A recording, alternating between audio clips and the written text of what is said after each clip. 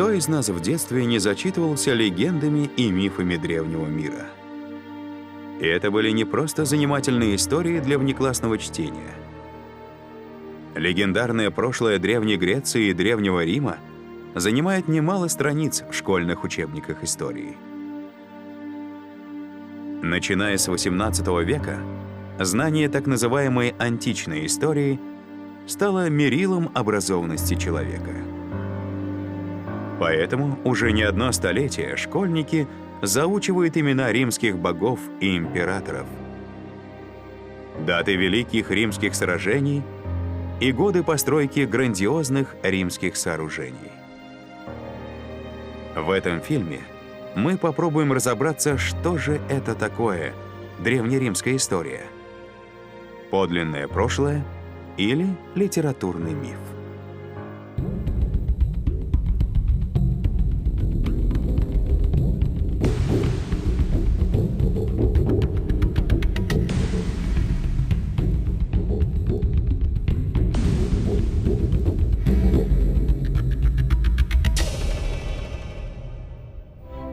Глядя на эти книги, аккуратно расставленные на книжных полках, кажется, что и вся история человечества также упорядочена, а главное, доподлинно известна. И у каждого исторического факта, описанного в этих книгах, обязательно есть документальное подтверждение. Но любой серьезный исследователь мировой истории знает, что это не так, потому что большинство этих историй основано не на подлинных документах, а на мифах и легендах.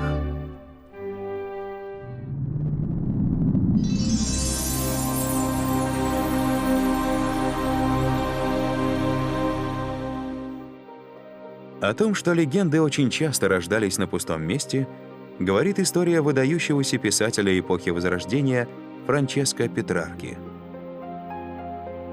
Считается, что он был одним из первых исследователей Древнего Рима и ярым пропагандистом Его Величия. Петрарка приходил в священный восторг при виде итальянских развалин. Будучи уже авторитетным и известным поэтом, он вступил во второй период своей жизни — период странствий. Во Франции, Фландрии, Германии он знакомился с учеными, обследовал монастырские библиотеки, в которых искал забытые рукописи античных авторов. Но наибольший интерес у него вызывали древнеримские памятники. Поэтому Петрарка отправился в Вечный город, который встретил его массой легенд. Например, здесь говорили, что Аполлон был астрологом, богом сарацин и вообще дьяволом. Платона считали врачом, а Цицерона — рыцарем и трубадуром. Многие из этих легенд откровенно раздражали Петрарку. Они совершенно не соответствовали его представлению о якобы древней античности. К тому же, весь этот хаос мифов и литературных источников абсолютно противоречил тому, что Петрарка увидел в действительности. Он писал: «Где термы Диоклетиана и Каракаллы? Где Цибриум Марса Мстителя? Где святыни Юпитера Громовержца на Капитолии и Аполлона на Палатине? В книгах находишь все, а когда ищешь их в городе, то оказывается, что они исчезли или остался от них только жалкий след». Надо сказать, что Петрарка был человеком с обостренным, слегка истерическим восприятием действительности. Поэтому постоянно выдавал желаемое за действительное. Ему тяжело было расстаться с тем образом Рима, который он себе когда-то мысленно нарисовал. Дымка мечты настолько заволакивала взор Петрарки, что, глядя на отчетливую надпись «Цестий Аполлон», сделанную на известной римской пирамиде Мавзолее, он настаивал, что это могила Рема. Из массы услышанных и прочитанных историй Петрарка отбирал только те легенды, которые казались ему исторически достоверными и таким образом создавал некую унифицированную легенду. Но кроме нее, Петрарка не оставил потомкам никаких доказательств древности Рима, в которые он был так убежден.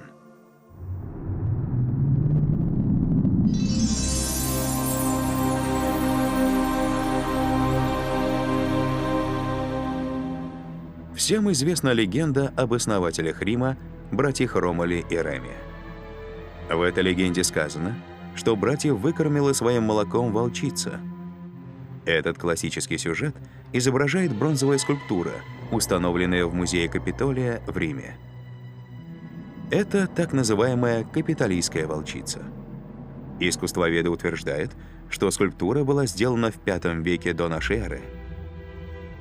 Интересно, что V веком они датируют только скульптуру волчицы, а фигурки близнецов, по официальной версии, сделаны между 1471 и 1509 годами нашей эры. То есть 2000 лет волчица якобы простояла одна. А в 15 веке некий мастер по имени Антонио дель Палайола сделал для нее фигурки вскормленных ею близнецов. Но почему же историки датируют волчицу V веком до нашей эры? Считается, что об этой скульптуре упоминали якобы античные авторы Цицерон, Плиний, Тит Ливий. По одним свидетельствам, она стояла на Римском форуме, по другим — на Капитолийском холме, где сейчас находится ее копия. Однако описание скульптуры, которое можно найти у этих авторов, не соответствует тому образу, который мы видим сегодня. Древнеримские историки писали, что волчица облизывала близнецов, следовательно, ее морда была повернута в их сторону. Значит, речь шла о совершенно другой скульптуре. А первое упоминание об этой скульптуре сами историки датируют IX веком нашей эры и приписывают его одному монаху-бенедиктинцу. А в Палаццо деи Консерваторе, где сейчас расположен Капитолийский музей, скульптура волчицы оказалась только в 1473 году по приказу папы Сикста IV, то есть во второй половине XV века. За всю историю своего существования скульптура капитолийской волчицы ни разу не реставрировалась. Но в 1997 году органы местного самоуправления Рима по надзору за памятниками искусства приняли решение сделать, наконец-то, полную реставрацию древнего памятника. Было решено, что эти работы будет проводить реставратор, специалист по металлургии Анна-Мария Каруба. Реставрация скульптуры длилась 3 года, после чего госпожа Каруба сделала сенсационное заявление. Знаменитая капитолийская волчица была изготовлена в средние века и не по античной методике, а по технологии более позднего периода. Дело в том, что во времена античности большие бронзовые скульптуры отливали по частям, а потом эти части сваривали, а статуя волчицы была отлита целиком. Но к этому типу литья перешли только в VIII веке нашей эры. Переход к этому типу литья единым куском был обусловлен развитием литья колоколов. В VIII веке у церквей начали строить колокольни, а на колокольнях бьют в колокола, чтобы призывать верующих на службу. Но колокола, даже больших размеров, не могли быть сварены, потому что это повлияло бы на частоту звука. Именно с этого времени начали отливать изделия без сварки, одним единым куском, так же, как и колокола. Вот в чем состоит разница. О том, что возраст одной из самых знаменитых в мире скульптур преувеличен как минимум на 1500 лет, говорят и результаты, полученные с помощью других методов исследования. Чтобы узнать структуру сплава, изучить композицию материалов, мы сделали термолюминесцентный углеродный, минералогический и камнеграфические анализы Земли, оставшиеся от литья, чтобы узнать ее происхождение. Эти анализы показали неоднозначный результат. Датировка волчицы колеблется между VI и XIV веком после Рождества Христова. Анализы никогда не давали результаты, подтверждающие, что скульптура была сделана в этрусскую эпоху, то есть до Рождества Христова. Однако историки, получив эти новые данные, не торопятся переписывать биографию капитолийской волчицы. Многие относятся к исследованиям госпожи Карубы скептически, ведь она реставратор, а не археолог. Но результаты, которые она получила, поддержал и профессиональный археолог, профессор Национального института археологии и истории искусства Адриано Лареджино. Я был сразу заинтересован работой сеньоры Карубы, потому что она очень внимательный и серьезный специалист. Она очень внимательна к техническим деталям и материалам, прежде всего, когда дело касается произведения искусства. Многие историки придают первостепенную важность изучению эстетического характера и признают меньшую важность тех анализов, которые используют современные технологии. В любом случае, на базе этих исследований, которые касаются техники литья и тех анализов, которые были проведены, мы можем заключить, что речь идет о средневековом происхождении волчицы. Я в этом уверен. О том, что скульптура волчицы была сделана в средние века, говорит и такой факт. Историки утверждают, что в Древнем Риме существовал особый свод документов, в котором описывали реставрацию всех памятников и вообще любые наблюдения за их состоянием. Упоминания о скульптуре волчицы в этом своде появляются только в X веке. Но, может быть, сохранились какие-либо древние изображения скульптуры? Изображений капитолийской волчицы раньше эпохи каролингов нет. Первое изображение относится к XIV веку. Статуя капитолийской волчицы — это не единственный памятник искусства, который был отнесен историками Скаллигеровской школы во времена далекой античности. Я могу привести пример двух других бронзовых изделий, которые находятся в Перудже. Они немного больше волчицы. Одно изделие — это лев, другое — фантастическое животное — полугриф, полузверь.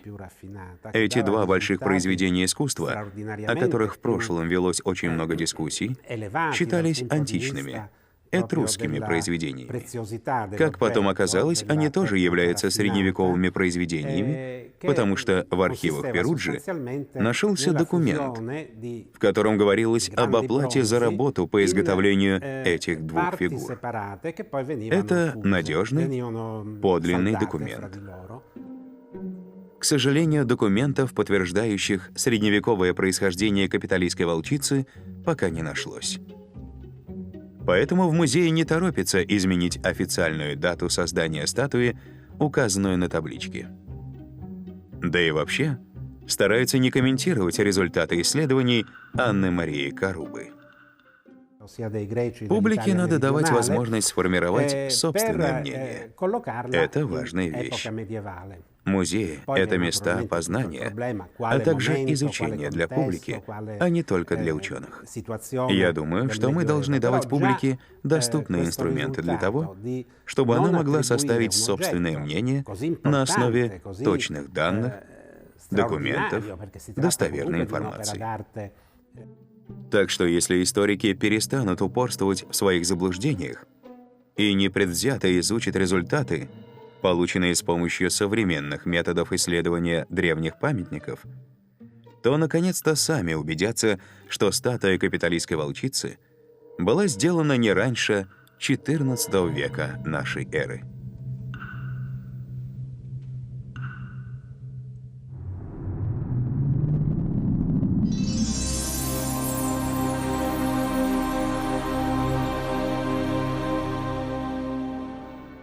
Хронологические странности окутывают и знаменитую конную статую Марка Аврелия. Современные историки утверждают, что эта статуя была изготовлена якобы в период со 166 по 180 годы, то есть во II веке нашей эры. Но, например, средневековый ученый Рикабальд из Феррары, живший в конце XIII – начале XIV века, утверждал, что статуя Марка Аврелия была отлита и установлена по приказанию папы Климента III. Но Климент III жил не во II веке, а в XII. Ученым, которые занимались историей Рима через несколько веков после Рикабальда, это заявление очень не нравилось. Например, немецкий историк и писатель XIX века Фердинанд Григоровиус растерянно писал: «Каким образом при таком низком уровне, на котором стояло в Риме тогда искусство, могла быть выполнена подобная работа из бронзы?» Если следовать логике Григоровиуса, то в средние века римляне ничего достойного делать не умели. А на много столетий раньше, во времена античности, были искуснейшими мастерами и уверенно отливали такие массивные бронзовые шедевры, как статуя Аврелия. Вызывает сомнение не только дата создания статуи. Точно не установлено, кем она была создана и где стояла в Древнем Риме. Есть предположение, что первоначально статую установили напротив Римского форума. Сегодня это подтвердить или опровергнуть практически невозможно. Но главная загадка в другом. Так как в средние века статуя была обнаружена совершенно случайно на одной из римских площадей, то якобы по ошибке ее приняли за изображение Константина Великого, а не Марка Аврелия. Считается, что благодаря этой ошибке она и сохранилась. Потому что в мрачную эпоху Средневековья церковь целенаправленно уничтожала античные шедевры, как языческое наследие. А Константин, как известно, сделал христианство господствующей религией римского государства и почитается церковью как святой, поэтому его изображение не тронули. Но почему же со временем римляне стали считать, что древний скульптор запечатлел не Константина, а Марка Аврелия? Ведь на статуе нет никаких надписей. Постамент, на котором она возвышается, был сделан Микеланджело только в XVI веке. Оказывается, все очень просто.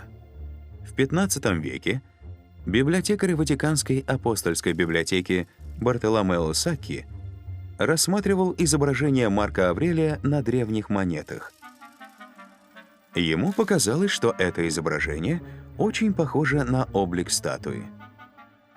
Вот так на глазок была установлена и личность всадника, и время появления этого шедевра.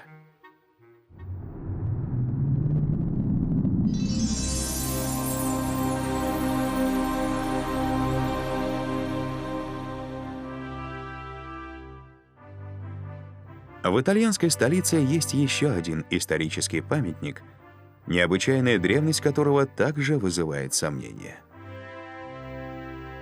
Это колонна Траяна, установленная на форуме Траяна. Считается, что этому памятнику уже 1800 лет. Сверху донизу колонна покрыта рельефными рисунками. Историки утверждают, что здесь изображены события двух войн римского императора Траяна с даками, происходившими якобы во II веке нашей эры. Однако эти утверждения не подкреплены никакими конкретными аргументами, потому что на самой колонне нет ни одной надписи. Нет ни имен, ни дат, ни географических названий. К тому же на вершине колонны находится не статуя Траяна, а статуя Святого Петра, которая была установлена по приказу папы Сикста V в 1588 году. А внешним видом и конструкцией колонна очень похожа на столпы, изображенные на православных иконах. Хорошо известно, что в христианстве существовал обычай столпничества. Столпниками называли праведников, избравших для себя особый подвиг — стояние на столпе. Сегодня принято считать, что столпники взбирались на вершины столбов, башен или скал, чтобы, уединившись от мира, посвятить себя благочестию и непрерывной молитве. Но, скорее всего, столпники забирались на столпы лишь в определенное время, чтобы провозглашать молитвы, как это до сих пор делают мусульманские муэдзины. Мусульмане для этих целей строили минареты, а христиане, вероятно, строили столпы или колокольни. Это сегодня с вершины христианских колоколен звучат только голоса колоколов. А в старину колокола чаще всего устанавливались не на колокольнях, а на низких помостах или стенах звонниц. А столпы, которые мы сегодня устойчиво отождествляем с колокольнями, могли использоваться в основном как минареты. Это изображено и на старинных иконах. Например, на иконах Симеон Столпник святой читает молитву на вершине столпа колокольни. Так что, скорее всего, у христианских колоколен и у мусульманских минаретов было одинаковое предназначение. Как элементы абсолютно разных архитектурных стилей, их стали рассматривать только с XVII века, после разделения единого христианского культа на несколько ветвей. А теперь вернемся к колонне Траяна. Внешне она производит впечатление монолитного строения. Но на ее вершине находится балкон, огражденный решеткой. Значит, на него можно подняться. И действительно, в описаниях колонны говорится, что внутри нее расположена винтовая лестница, ведущая на самый верх. Похоже, что колонна — это христианское сооружение, которое изначально строилось как столб-минарет для чтения молитв. Если это действительно так, то становится абсолютно понятно, почему на вершине колонны находится статуя святого Петра, который считается первым римским папой. Как мы уже говорили, по традиционной исторической версии, статуя была установлена в 1588 году, так что, скорее всего, и сама колонна была построена примерно в то же время. Эту версию подтверждает и изображение на колонне. На щиты многих воинов художник поместил полумесяцы, звезды и христианские кресты. Историки не могут дать объяснения, почему щиты якобы античных воинов украшены христианской символикой. В литературе, описывающей колонну Траяна, об этом нет ни единого слова. Но если перенести время сооружения колонны в XVI век нашей эры, то все становится понятно. О том, что возраст колонны не превышает 500 лет, можно судить и по скорости разрушения этой постройки. Надо сказать, что постоянное наблюдение за древними архитектурными памятниками ученые ведут лишь последние 300 лет. Но этого времени оказалось вполне достаточно, чтобы убедиться. Из столетия в столетие скорость разрушения древних строений примерно одинакова. А теперь сравним, как выглядела колонна Траяна в XIX веке и как она выглядит сегодня. Отчетливо видно, что за какие-то 100 лет рельеф во многих местах разрушился, появилось много трещин и выбоин. Если бы колонна действительно была построена во II веке нашей эры, то за 1800 лет от уникального рельефа уже практически ничего бы не осталось.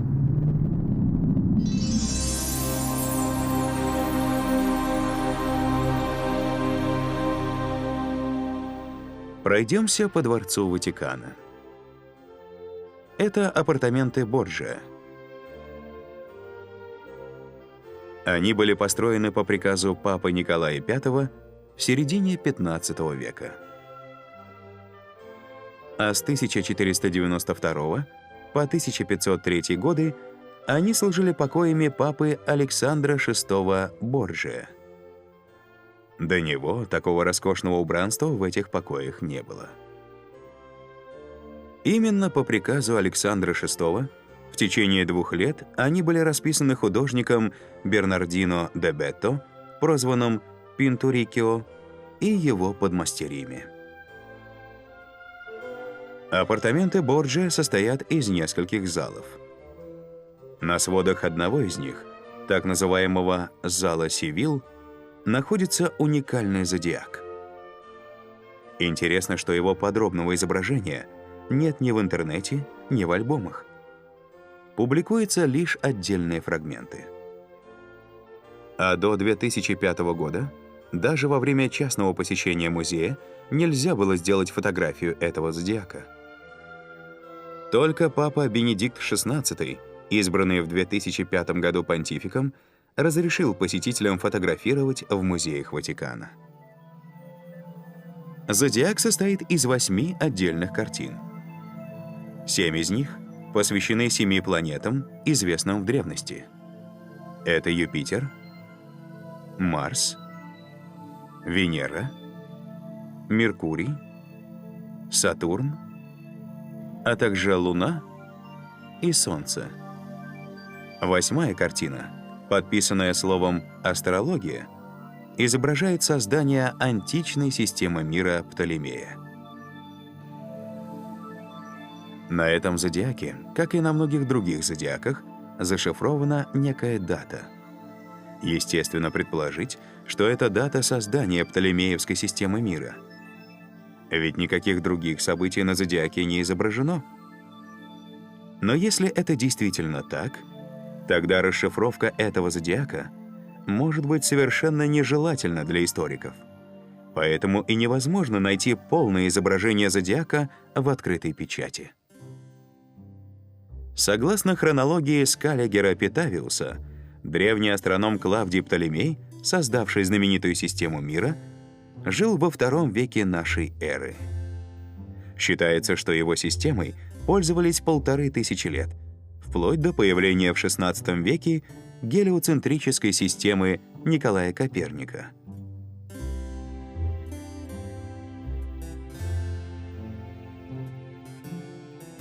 Как правило, итальянские зодиаки устроены достаточно сложно.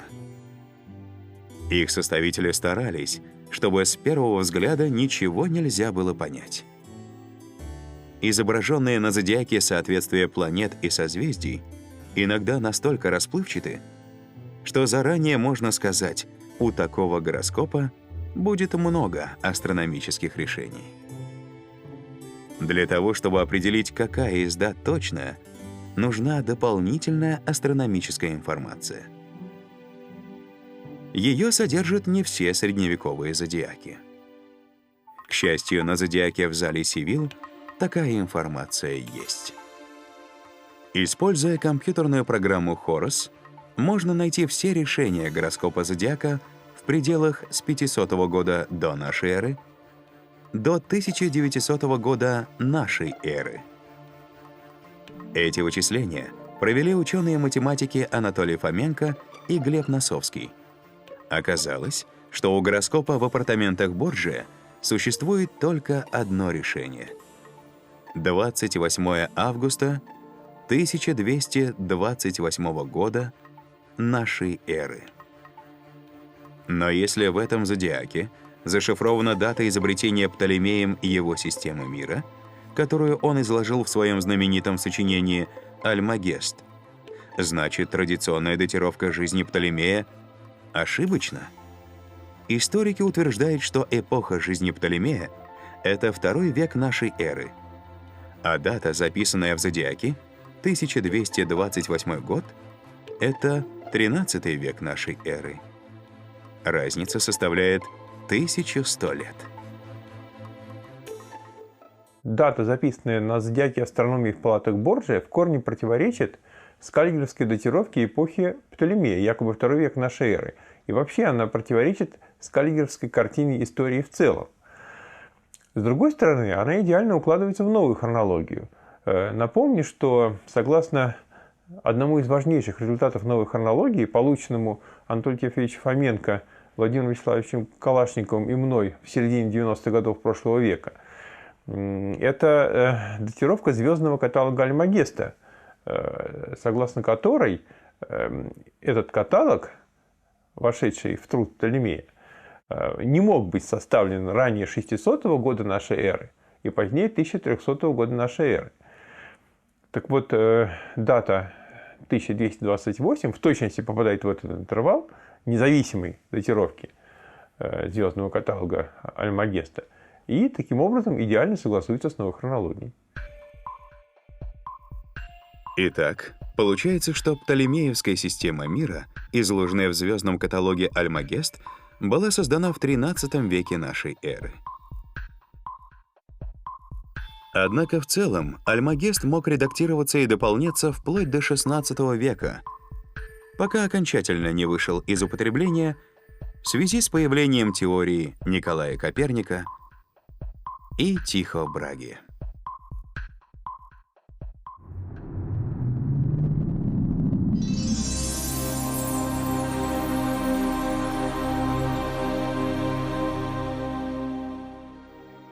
Считается, что замок Святого Ангела был построен во II веке нашей эры по приказу римского императора Адриана, который строил этот замок как усыпальницу для себя и членов своей семьи. Историки утверждают, что сначала замок Святого Ангела был только гробницей, но впоследствии стал резиденцией римских пап и одновременно их сокровищницей. Когда-то на стенах замка было довольно много старинных белокаменных папских гербов. Но по прошествии времени многие из них сбили. Например, сбиты оба герба, расположенные на самой вершине, прямо под увенчивающей замок статуей архангела Михаила. Еще два герба были расположены на самом почетном месте, прямо над входом в замок. Сбить их было не так-то просто. Они находятся на отвесной стене. Тем не менее, их тоже уничтожили. Зачем это было сделано? Некоторые историки объясняют уничтожение гербов тем, что это были гербы папы Александра VI Борджиа, вошедшего в историю как чудовище разврата. Так как преемники Борджиа сильно его ненавидели, то сбили все его гербы. Но это объяснение выглядит весьма странно. Во-первых, совершенно непонятно, зачем было так обезображивать замок, в котором папы продолжали жить. Если уж им были ненавистны гербы Борджиа, то они могли бы убрать их аккуратно или же заменить своими гербами. Странно, что они этого не сделали. Еще более странно, что, сбивая гербы папы Александра Борджиа, они почему-то оставили нетронутыми надписи с его именем. Например, под сбитым гербом, расположенным над входом в замок, до сих пор красуется четкая и совершенно целая надпись «Папа Александр VI устроил в год от Спасителя 1495». Кроме того, под некоторыми сбитыми гербами мы видим надписи с именами других пап. Сегодня уже трудно понять, что именно было изображено на папских гербах в замке Святого Ангела. И за что их так безжалостно уничтожили? Ясно одно. В папском замке была проведена тщательная зачистка. Подлинные старинные изображения кому-то помешали и были уничтожены. Невнятные объяснения историков дают основания предполагать, что вся история замка Святого Ангела была не такой, как принято сегодня считать.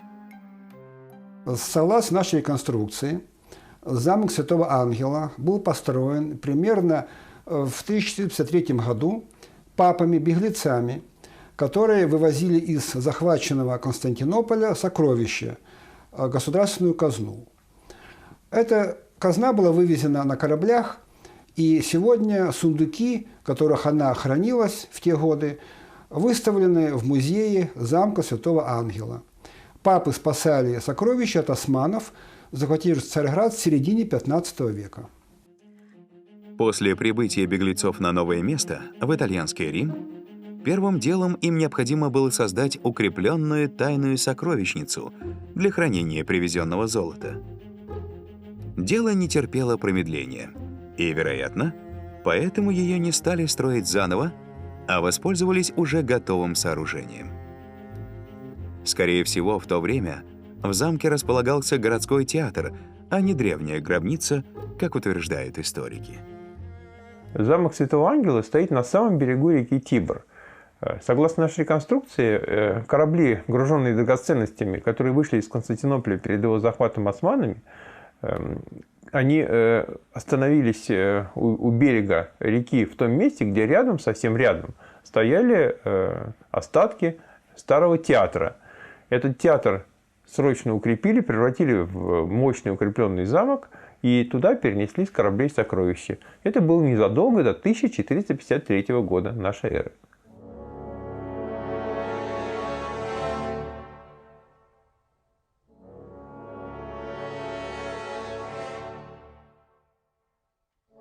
Для большей надежности переделанный из театра замок был дополнительно окружен крепостной стеной с башнями по углам.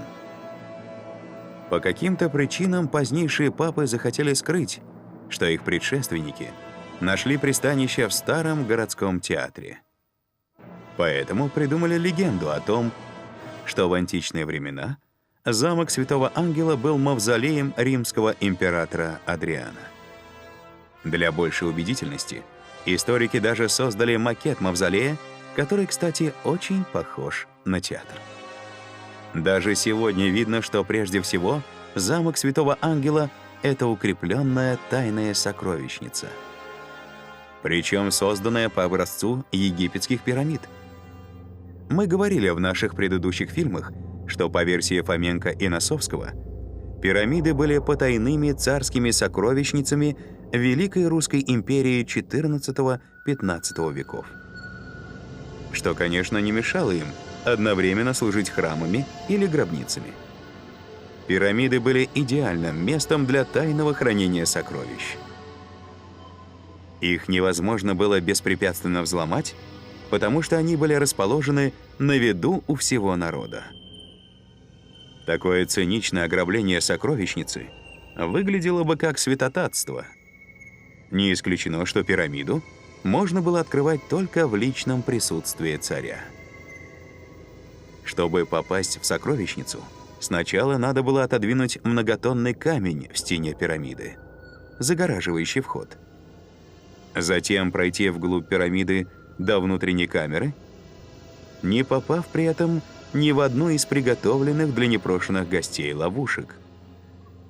И, наконец, забрав сокровища, пройти весь путь обратно. Ясно, что все это невозможно было проделать незаметно.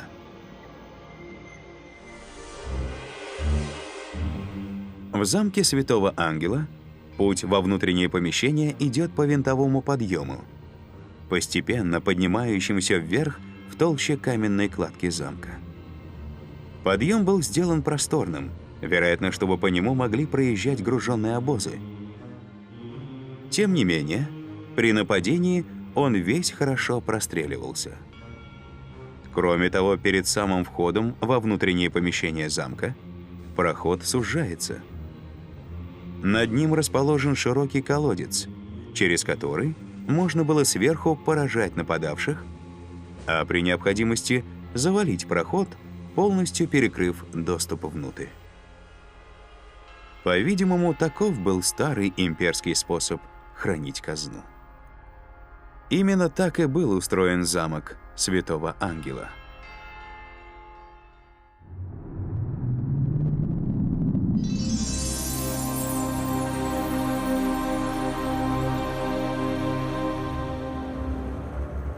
Считается, что Ватикан был основан в IV веке нашей эры. Согласно общепринятой хронологии, именно в то время император Константин Великий принял христианство и сделал его господствующей религией в Римской империи. Однако путеводители по Ватикану сообщают, что все здания, расположенные в Ватикане сегодня, построенный не ранее второй половины XV века. Самым древним сооружением в Ватикане считается собор Святого Петра. Принято считать, что его возвели в IV веке еще при самом Константине Великом. И впоследствии только перестраивали. Однако это не так.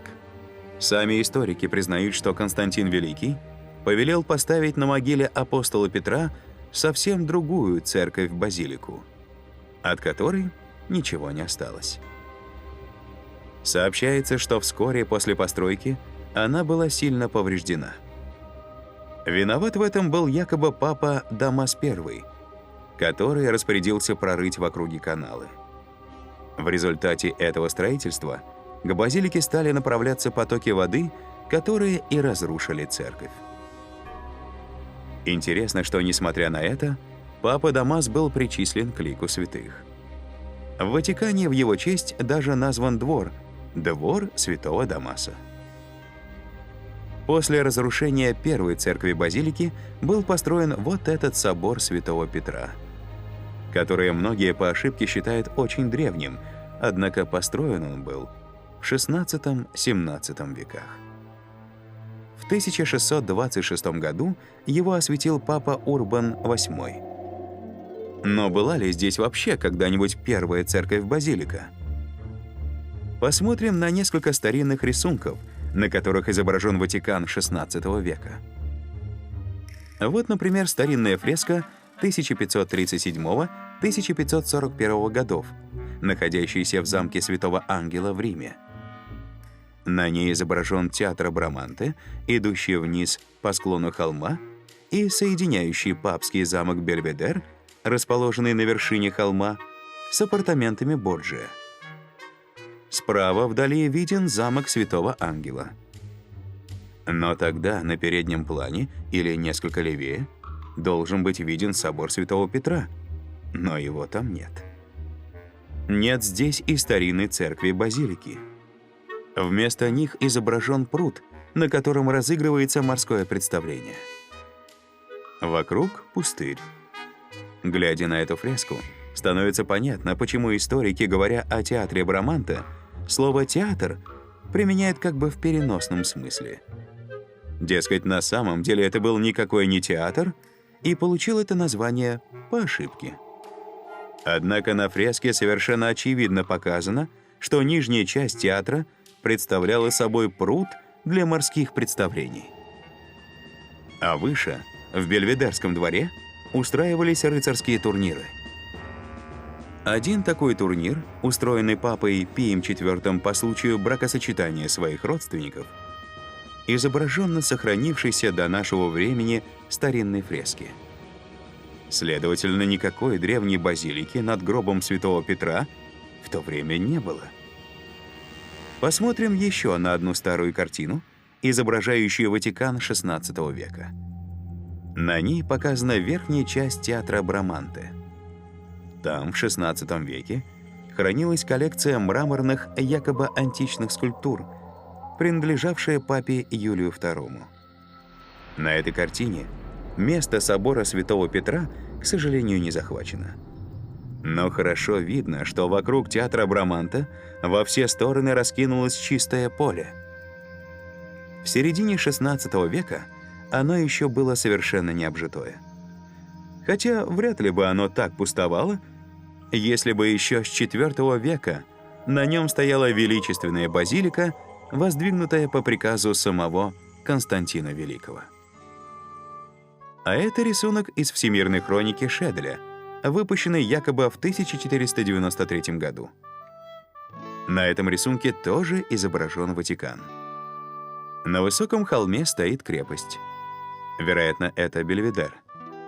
Внизу папский дворец в виде средневекового рыцарского замка. А на месте собора Святого Петра изображен обычный дом с надписью «Святой Петр». Видно, что дом этот мало похож на церковь. Скорее всего, эту надпись на рисунке сделали позже. Ватикан XVI века изображен и на известной универсальной космографии Себастьяна Мюнстера якобы 1550 года. На рисунке хорошо виден замок Святого Ангела и мост через Тибр. Рядом на горе виднеется Бельведер. Театра Браманта еще нет. От замка Святого Ангела идет крепостная стена, соединяющая его с Папским дворцом, построенным в виде рыцарского замка с высокой сторожевой башней. Рядом с этим дворцом должна располагаться базилика Константина, якобы стоявшая на месте нынешнего собора Святого Петра.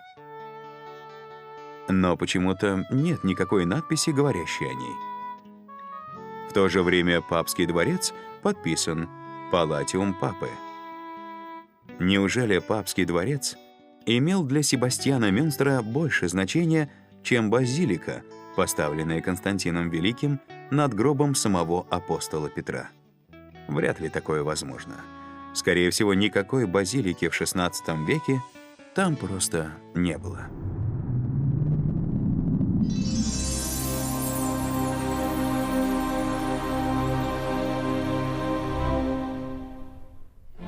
Если, по мнению историков, Ватикан насчитывает более 1500 лет непрерывной истории, то примерно столько же лет должно быть и библиотеки Ватикана.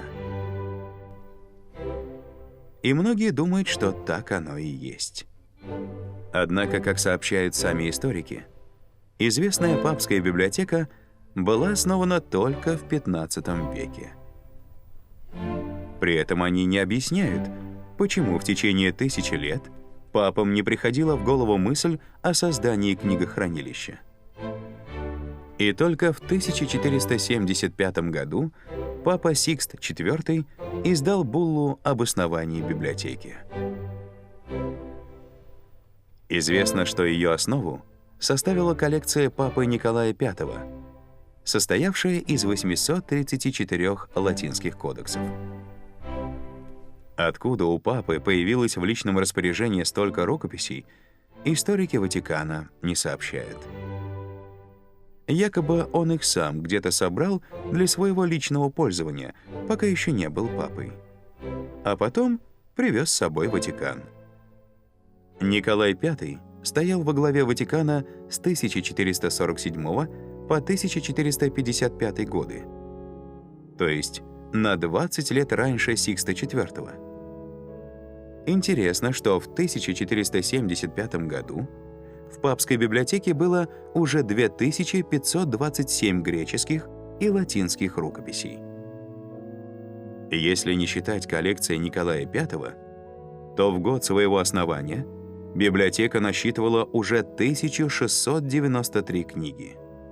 Если бы римские папы собирали и передавали эти книги, начиная с IV века, как часто принято думать, то нет ничего удивительного, что за 1000 лет собралась такая большая коллекция.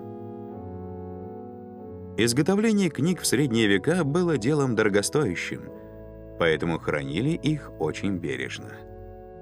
Кроме того, книги были необходимы для богослужения. Но если в действительности библиотека была основана только в XV веке, откуда в ней сразу оказалось такое количество книг? По нашему мнению, библиотека появилась в Ватикане при папе Николае V в момент основания Ватикана. По-видимому, из Царьграда, захваченного османами, была вывезена библиотека, царская библиотека империи. Первоначально в ней было около 800 книг. Скорее всего, папа Николай V, конечно, не собирал книги по отдельности то тут, то там. В основу библиотеки легла старая библиотека империи. Через некоторое время количество книг увеличилось. За 20 лет собрали примерно 2500 книг. Поэтому к 1475 году уже возник довольно большой фонд, и была основана библиотека. То есть все происходило естественным путем. Интересно и место, которое было выбрано для Ватиканского книгохранилища. Это нижний этаж северного крыла Папского дворца. До образования библиотеки здесь был погреб или амбар. Странно, что папы не подобрали для хранения книг более подходящего места. Анатолий Фоменко и Глеб Носовский считают, что во всем этом нет ничего удивительного. То, что Ватиканскую библиотеку пришлось разместить в каком-то погребе или амбаре, косвенно подтверждает нашу мысль, что в середине 15 века Ватикан еще только-только строился. Помещений не хватало, и поэтому библиотеку пришлось разместить в каком-то бывшем хозяйственном помещении. Более просторное помещение Ватиканская библиотека получила только через 100 лет, уже при папе Сиксте V в конце XVI века. По заказу Сикста V архитектор Доминик Фонтана построил поперечное крыло в Бельведерском дворе на месте первой лестницы Браманте. Здесь и разместилась папская библиотека. Стены нового роскошного здания были расписаны картинами, которые рассказывали о древних библиотеках и об изобретателях письменности. И, конечно же, на них были изображены эпизоды истории правления папы Сикста V. Конечно, хронологический разрыв более чем в 1000 лет между основанием Ватикана якобы в IV веке и появлением Ватиканской библиотеки в XV веке настолько бросается в глаза, что историки вынуждены это как-то объяснять. Но их объяснения, как это часто бывает, звучат совершенно неубедительно. Историки говорят: да, Ватиканская библиотека была основана лишь в XV веке. Но не следует думать, что до этого времени в Ватикане вообще не было никакой библиотеки. Библиотека была, только секретная. Настолько секретная, что о ней никто из посторонних ничего не знал. Поэтому средневековые сведения о ней не сохранились. Существование секретной библиотеки — это всего лишь предположение, которое сегодня уже невозможно проверить. Поэтому совершенно очевидно, что такое странное объяснение ничего не объясняет. Капитолийская волчица, замок Святого Ангела, статуя Марка Аврелия — это лишь небольшая часть так называемых древних памятников, в истории которых были обнаружены странные противоречия. О других малоизвестных фактах мировой истории и о новых исследованиях авторов новой хронологии смотрите в наших следующих фильмах из цикла «История, наука или вымысел».